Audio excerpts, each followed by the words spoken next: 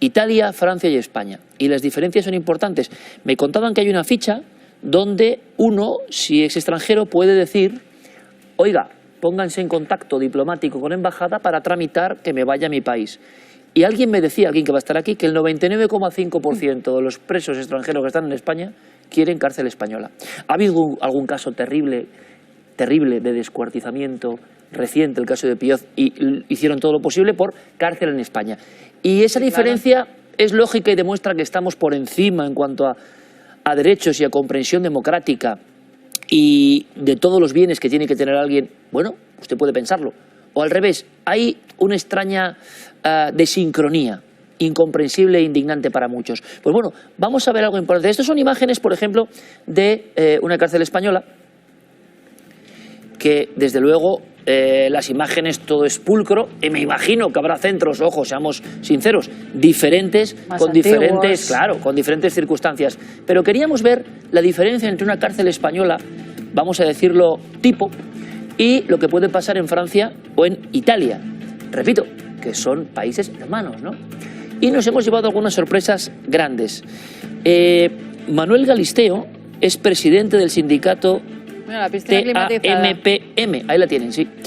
Tu abandono me puede matar. Y José Félix Ramajo, nuestro compañero en todo el ámbito de la seguridad, nos decía, tenéis que escucharle porque vais a entender muchas cosas. Y me añadió José Félix, buenas noches. Buenas noches. Me añadiste algo, cosas que nadie cuenta. Claro, es que estamos...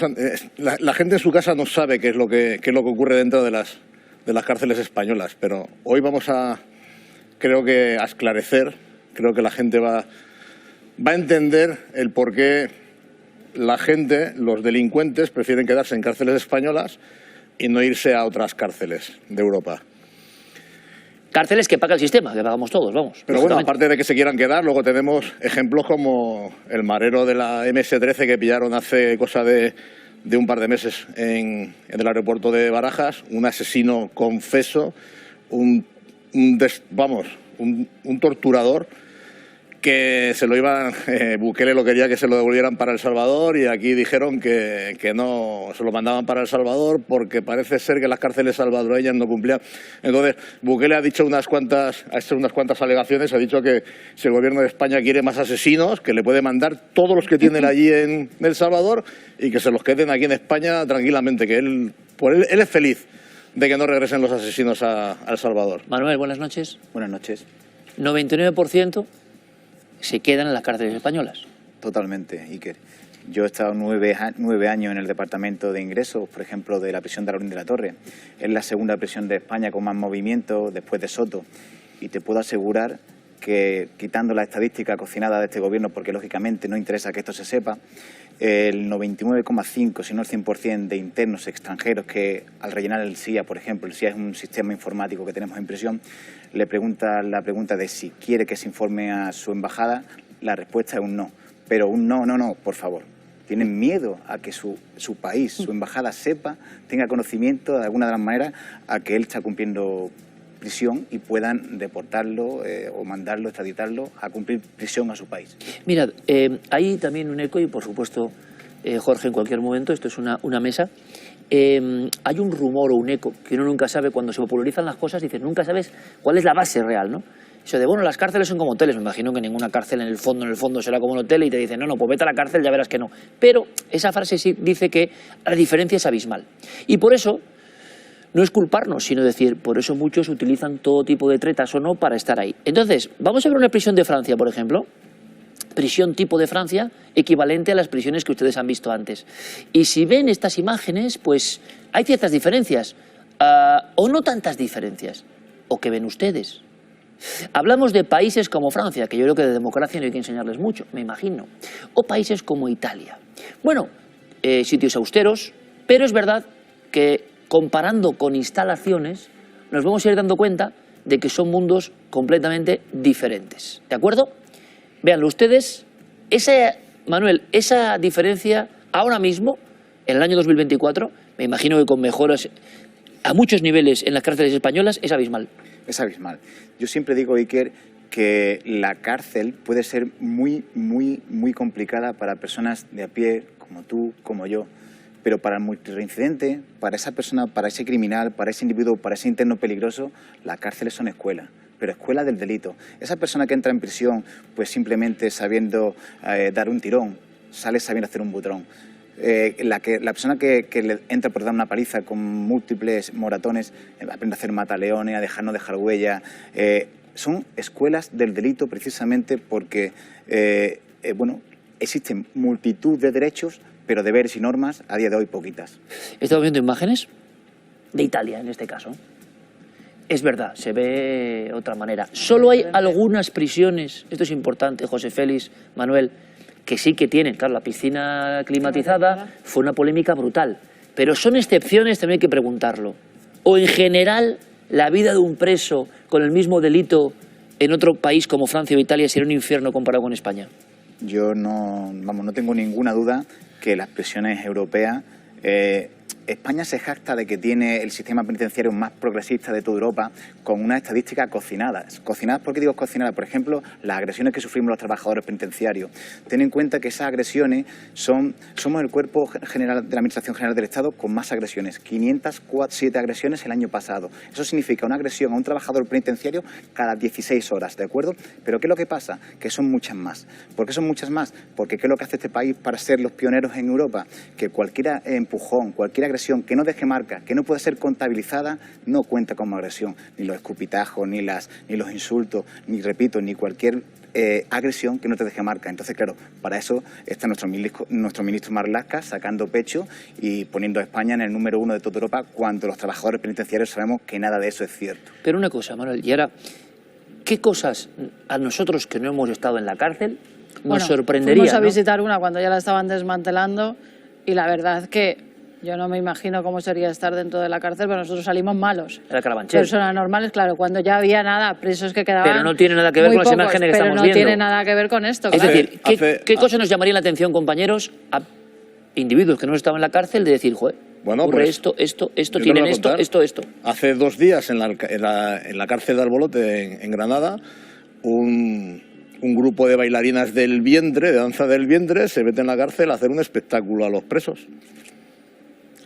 Pero esto ya es como en las Entonces, estas de narcos, en las series, decimos, en todo ¿y esto. cómo que pueden tenían, entrar mujeres a hacer uno de los bailes más sensuales, más provocativos que existe, que es la danza del baile del vientre? Claro, luego me entero que es una ONG, como todos estos chiringuitos que tienen montados por todos los lados, que lo único que quieren pues es seguir ganando dinero y lucrándose a base de todas estas cosas que se están haciendo. Yo tenía un encontronazo con esta ONG hoy, y le he dicho que lo que tienen que hacer en vez de ir a las prisiones a calentarle el culo a los presos, que mejor que se vayan a los asilos de ancianos, que seguro que los abuelitos y las abuelitas se lo van a pasar súper bien viendo un espectáculo de ellos. Claro, pero el problema no es de esa ONG, que puede hacer lo que quiera, da igual. Lo que hemos dicho al inicio, vamos a hablar claros, ¿sí? Aquí el problema es que un señor como Marlaska, un señor ministro, somete a los funcionarios y somete a los propios presos a una inseguridad permanente. De parte de los funcionarios, no son una profesión de riesgo. ¿Cómo puede ser que un funcionario de prisión que está cuidando personas altamente agresivas y peligrosas no sea una profesión de riesgo? ¿Pero por qué? ¿Cómo puede ser que un funcionario no tenga un taser para poder defenderse? Antes de eso, Albertini, ¿qué cosas concretas? Yo no sé, quiero enterarme si del gimnasio, bueno, me contabais la administración de la Viagra, bueno, un montón de cosas que a mí como ciudadano me sorprendían, que podrá ser así, pero... ¿Pero para Viagra para qué? Bueno, ahora nos va a contar. Un caso muy concreto, todo lo que sean fármacos en prisiones son gratuitos, ¿de acuerdo? Desde tratamientos muy caros que le costaría a cualquier persona de pie, bien sea para la hepatitis, bien sea antiguamente como el SIDA, que se expendían y se siguen expendiendo a coste cero en prisión, y si en cualquier cacheo nos encontramos tirados en la basura, ¿de acuerdo? Hay un caso muy particular que me llamó la atención, en la que entró un hombre que se sentía mujer en prisión, dominicano. Esta persona, claro, empieza a hablar, se sentía mujer, fue llevado al módulo de mujeres. ¿Y qué es lo que quería hacer en prisión? Pues someterse a ese cambio de sexo. Como sabes, por estar en España, la Seguridad Social le va a pagar sus pechos y lo que es el cambio del aparato sexual. Pero, ¿qué es lo que además prisiones le iba a pagar, que se lo tendría que costear cualquier persona de fuera de la calle? Pues los 2 tipos de hormonas y la crema para que deje de salir la barba. Esos 2 tratamientos están valorados en más de 1.000 euros mensuales. Pues eso la prisión se lo costea gratuito. Yo perdóname que te diga, pero ahí no veo... la Viagra también. La Viagra también. De verdad, que igual es algo absolutamente normal, hay pero que poner yo no lo sabía, vamos, que no sé. Claro, pero pongamos el foco en el responsable. No, pero el ¿sabes? responsable es el Ministerio del Interior y el responsable es el Secretario General de Instituciones Penitenciarias. Porque, ¿qué ocurre? ¿Qué ocurre con los jueces de vigilancia penitenciaria? Hacen un trabajo profesional, hacen un trabajo correcto. Yo lo sé, yo lo veo. Yo he visitado cárceles en Italia, en Portugal, en Francia, en Marruecos. ¿Y? Desde luego nosotros somos garantistas en el sentido que se respetan los derechos humanos. Por eso cuando yo digo España es una potencia, yo no digo este país, digo nuestra patria, es una potencia. Hay una gran cantidad que se reinsertan, que reeducan y pueden llegar a estar resocializados. Claro que sí, pero hay otra parte que jamás lo logran. ¿Pero por qué? Porque hay una ineficiencia estatal. Hay un señor como Marlaska que no se ocupa de los funcionarios. Correcto. Que ocurre una señora como Nuria y más Enrique en Tarragona, que termina siendo asesinada esta mujer, probablemente por un preso que se supone, supuestamente, mantenía una relación muy cercana con él. Pero ¿quién controla eso? ¿Quién vigila eso? ¿Es un mito entonces o no, dice Albertini, evidentemente, que tenemos más sentido de ayuda al preso, que eso luego ustedes lo juzgan, y por eso tenemos más medios, y por eso no somos tan estrictos como otros, de acuerdo, lo pongamos ahí. Ahora uno piensa, hay cosas que al que está fuera, por fortuna, pero les sorprenden. Antes decíamos lo del paro y las cuestiones económicas. Aquí, cuando lo hablábamos, Manuel, José Félix, teníamos una discusión porque Carmen decía, hombre, es que eso es sabido. Yo digo, joder, pues yo no lo sabía. Es decir, es otro mundo, es otro mundo. Las cárceles son más garantistas para los presidiarios que para los propios trabajadores. El problema que tienen los funcionarios de prisiones es que les engañan. Les toman el pelo como a las fuerzas y cuerpos de seguridad del Estado. Yo ayer hablo con Manuel y le digo, hostia, Manuel, acabo de ver de que hay una proposición de ley que ha aprobado el Partido Socialista, PP y vos, de que efectivamente se os va a dar el carácter de agente de la autoridad. Me dice, olvídate, eso es todo mentira, José Félix. Hace más de 2 años ocurrió lo mismo, se tiró en un cajón en la Comisión de Interior 44 prórrogas y no se hizo absolutamente nada. Y es coste cero, porque no le cuesta nada al gobierno que esta gente sea con carácter de agente de la autoridad. ¿En qué instalaciones estamos años luz, Manuel? Quiero saber más. Pues instalaciones estamos años luz en el sentido de que tú vas a una prisión y porque te dicen que es una prisión. Si no, te podrías pensar que es cualquier, no sé, una residencia de ancianos muy bien equipada, un polideportivo de última generación. Te puedo decir que los gimnasios que se encuentran en prisiones son, bueno, pues de esto que te imaginas que salen en las películas con la última maquinaria, con las últimas pesas, precisamente para que los internos se pongan bien fuertes y puedan agredir a los funcionarios. Te pongo un ejemplo que fue un caso muy concreto. Se dan cursos de boxeo. Hombre, algunos serán para su propia forma y no para agredir, ¿no? Imagino, Manuel, que si no... También pueden hacer ballet, que no hacen daño a nadie. Que a la pregunta que antes y solo hace decía, falta una barra. El 70% de los presos españoles van para cumplir, bueno, pues la pena impuesta e intentar aprovechar incluso la prisión. Pero ese 30% que son irrecuperables para la sociedad, que son violentos para nosotros los funcionarios y para los propios internos, ese es el problema real de prisiones. Yeah. Ese es el problema porque sin seguridad no hay tratamiento. De nada vale que ese 70% quiera llegar al tratamiento, que también son coaccionados, como digo, estos internos, amenazados, insultados, agredidos, como nosotros. Entonces, de nada sirve que ese dinero público se destine al tratamiento, mucho más que en seguridad, porque no le llega. Todas aquellas manifestaciones, tuvimos aquí personas, ¿verdad?, han quedado un poco en nada. Se pasa el asunto de una muerte, unas protestas, y queda prácticamente en nada. José Félix Ramajo recuperaba esta historia, ¿por qué? Les engañan. Por una cuestión de televisores. Por cierto, me vais a permitir un mínimo recuerdo, ¿eh? Luego viene el general Dávila. Quiero que vean una foto, Camilo. Quiero que vean una foto.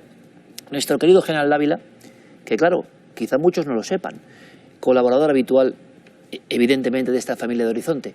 Pues el general Dávila ha sido un poco, ¿cómo decirlo?, ha sido alguien muy importante en la Casa Real. Con el rey emérito y con el rey Felipe VI. Y mucha gente, porque nosotros solo somos un gran micrófono que se hace eco, como esto de las cárceles son hoteles, vamos a ver dónde nos lleva. Tú hablabas, José Félix, de unos televisores, 1.300 si no me equivoco, y cuando ves la noticia dices, joder, mira, Iker, cuando a veces me preguntas de qué pasa en ese mundo aparte, donde sabemos además que hay seguidores de este programa, donde sabemos que hay gente honesta que se va a recuperar, donde sabemos que hay gente... No suelen escribir muchos presos. Por supuesto, pero hay un mundo que no se conoce, una burbuja que no se conoce. Y esto te indignaba, lo de los televisores, ¿por qué? Claro, es que te das cuenta que se gastan un dineral en comprar 1.300 televisores para ponerlas en las cárceles, digo, en las celdas de los presos, para que no se aburran, para que tal, para que cual, y luego tienen gente todos los días metiendo moneditas de €1 a las televisiones en los hospitales, gastándoselo de su bolsillo. Entonces dices, ¿dónde hemos llegado?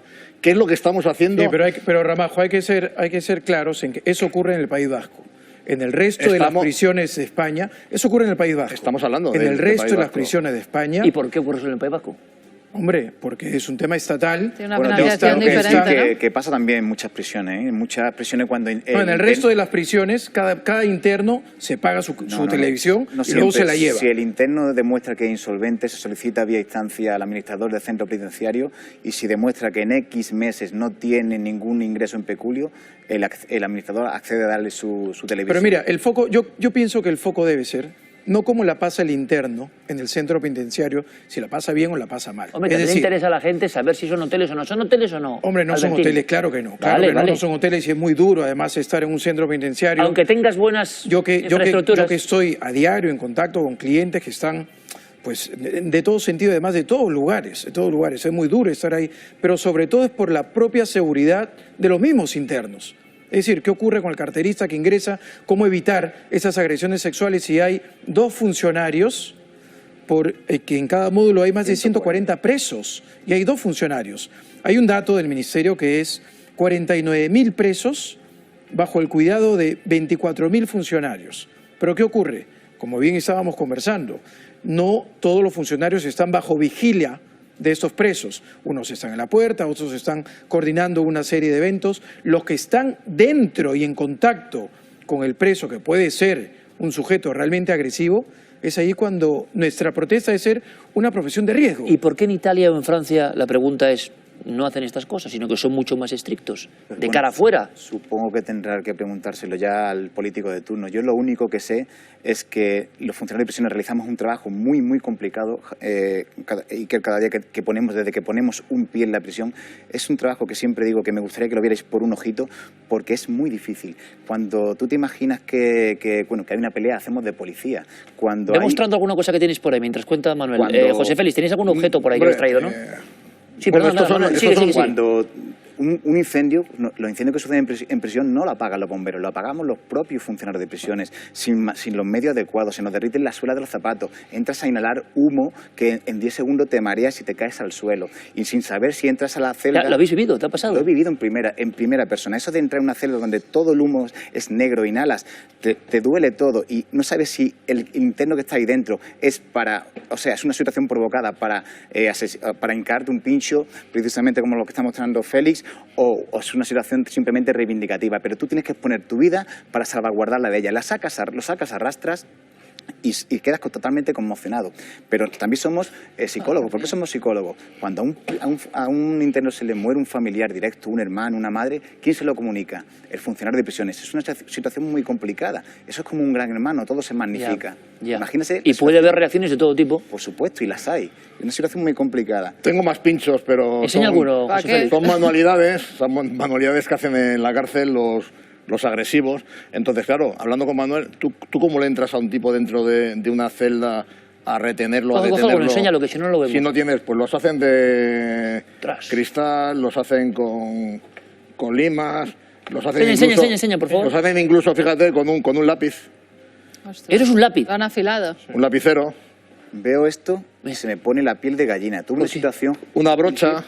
Tuve una situación en la que tuve que entrar por un interno en una celda. Entré con el traje antitrauma, lleva una braga anticorte, me llegó a dar con el cristal anudado, en vez de con esto de cintilante eran lo que son las sábanas rotas a nivel de empuñadura, me llegó a dar en el cuello, yo notaba gotas frías y no sabía si era sangre o era sudor. Y hasta que no me pude quitar el casco y el traje antitrauma, tocarme y ver que efectivamente era sudor, no descansé. Estas son las situaciones a las que nos encontramos los funcionarios de prisiones cada día. Porque no les dan herramientas para poder repeler... ¿Qué solicitáis? ¿Tu abandono me puede matar? Este sindicato de repente se ha convertido, según me cuentan, en bueno, una ola entre los funcionarios de prisiones de toda España, los que mandamos un fuerte abrazo.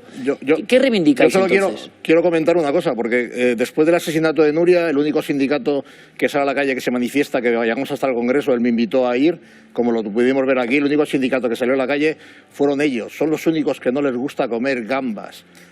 Al resto de sindicatos les mola comer las gambas con el gobierno. Lo que quiero decir es que todo esto es una utopía, todo es una mentira. Este gobierno lo único que hace es mentir a todos los recursos que tiene por parte del Ministerio del Interior, que puede ser funcionario de prisiones, y las fuerzas y cuerpos de seguridad del Estado. No tienen dinero, no les van a equiparar el salario a la policía porque no hay dinero y porque no hay presupuestos. Pero sí tienes 15.000 millones que se los vas a regalar a unos delincuentes de Cataluña y vas a dejar a esta gente. Pero ya no pongo ese ejemplo. El ejemplo lo pongo es que desde hace más de 2 años, enfermos de ELA que quieren vivir dignamente no son capaces de conseguir que les den 40 millones. Pero eso estaba pensando yo. Les dan Viagra, les hacen cambio de sexo y a los pobres enfermos de ELA o niños con enfermedades tremendas que no tienen casi ayudas. Es terrible lo que está ocurriendo. José Félix, tengo un minuto y en ese minuto me gustaría, porque nos vamos ya con Dávila, me gustaría que nos dijeras qué quiere tu sindicato. Mi sindicato quiere, antes de nada quiero mandar un saludo muy fuerte a los compañeros de Puerto 3 que están pasando una situación muy complicada. Como siempre, lo que es los funcionarios de prisiones es fácil blasfemar sobre ello. Están siendo sometidos a acusaciones muy complicadas, muy feas, muy graves, y quiero recordar que somos el cuerpo de toda la AGE con menos sentencias firmes por prevaricación. Desde aquí mi fuerte abrazo a todos los compañeros de Puerto 3 y que sepa que el sindicato Tu Abandono Me Puede Matar está con ello. ¿Por qué nos llamamos Tu Abandono Me Puede Matar? Porque el nombre de Comisiones Obreras ya estaba cogido, pero no es por eso, porque es un sentimiento, Iker, porque sentimos que cuando ponemos un pie en prisión, mi vida está en peligro. Necesitamos más medios materiales, necesitamos más medios humanos, necesitamos, por supuesto, un sueldo que merezca la pena jugarte la vida por él. Y, por supuesto, necesitamos que los políticos de este país reconozcan la difícil profesión y el trabajo tan admirable que desempeñamos los funcionarios de prisiones a día de hoy en España. Pero si el Ministerio del Interior lo que está haciendo es liberar a criminales como los que ha hecho con los separatistas y pactar con bilduetarras, eso es lo que está haciendo. A mí me gustaría, 15 segundos solo, que es lo que te comentaba antes, es recordar que hace 37 años la banda terrorista asesinó a 21 personas en Barcelona, en el Hipercor, 45 heridos y... Ahí queda, ya está. Ya está. José Félix, emociona a nuestro compañero porque eso además lo tenemos todos muy marcado, muy marcado. No me acordé, José Félix, que eran 30 años. 37. 37, perdón, de Hipercor. Bueno, vamos a hacer una cosa. El tema es fuerte y la burbuja que se vive en las prisiones no es hacer una cosa ahora de repente. Saben que hemos tratado varios programas de Horizonte con personas aquí contando un mundo que no se ve. Y es bueno verlo y debatirlo y contarlo y ver qué hay de leyenda y ver qué hay de verdad y que lo vean con imágenes. Te lo agradezco mucho, Manuel, mucha suerte, un abrazo para todos los compañeros que estáis ahí para que todo esto se mantenga y no estalle. Y seguiremos hablando de esto, Gracias a los dos, José Félix, como siempre, gracias además por traernos cosas tan ilustrativas. José Félix, bien.